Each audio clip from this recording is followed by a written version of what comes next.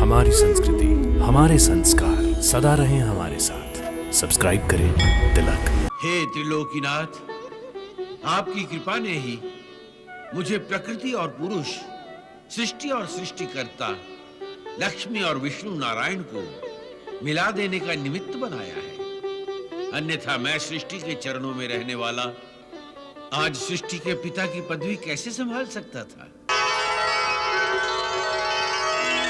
मैं समुद्र राज हूं। देवी लक्ष्मी समुद्र के गर्भ से प्रकट हुई है। इस नाते मैं समुद्र कन्या का पिता हूं। परंतु देवी लक्ष्मी तो अजन्मा है। पिता का दायित्व निभाने के लिए जन्म देना ही आवश्यक नहीं है। देवी लक्ष्मी समुद्र से प्रकट होने के कारण मेरी ही पुत्री कहलाएगी। जब मैं ही इसका पिता ठहरा तो कन्यादान भी मुझे ही करना होगा और विवाह की बात करने हेतु विष्णु से भेंट करने के लिए मुझ ही को जाना होगा। हे सागर राज, आप वास्तव में देवी लक्ष्मी के पिता नहीं हैं। इसलिए विवाह के संबंध में बातचीत करने से पहले आपको देवी लक्ष्मी की अनुमति लेनी चाहिए।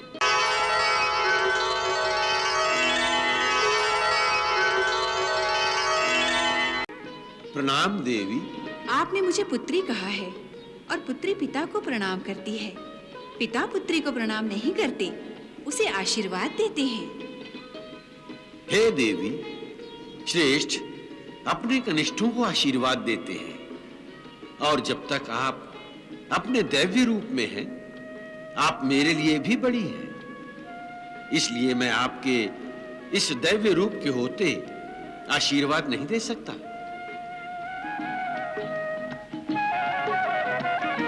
कृपया आप इस दैव्य रूप को त्यागें, तभी मुझे आपको आशीर्वाद देने का अधिकार प्राप्त हो सकता है। तथास्तु।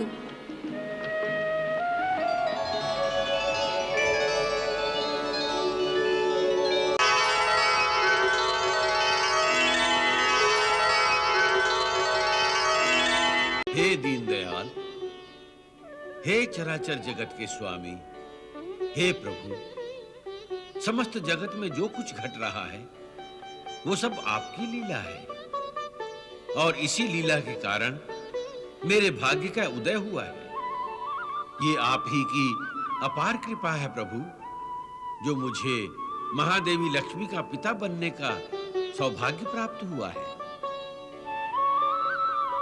हे त्रिलोकीनाथ, आपकी कृपा ने ही मुझे प्रकृति और पुरुष, सृष्टि और सृष्टिकर्ता, लक्ष्मी और विष्णु नारायण को मिला देने का निमित्त बनाया है। अन्यथा मैं सृष्टि के चरणों में रहने वाला आज सृष्टि के पिता की पदवी कैसे संभाल सकता था।